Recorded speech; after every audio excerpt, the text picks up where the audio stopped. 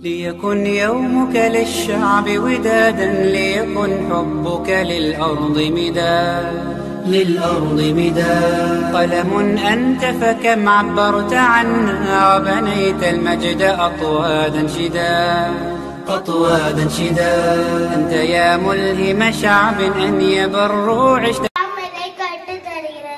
அல்லாஹ் ஒருவர் என்று அவனே வணங்க தகுதியானவன் என்று முஹம்மது நபி ஸல்லல்லாஹு அலைஹி வஸல்லம் அவர்கள் அல்லாஹ்வுடைய திருத்தூதராக இருக்கிறார்கள். இன்று இஸ்லாம் கற்றுத் தருகிறது. இஸ்லாமின் கலிமா எது? இஸ்லாமின் கலிமா லா இலாஹ இல்லல்லாஹு முஹம்மது ரசூலுல்லாஹ்.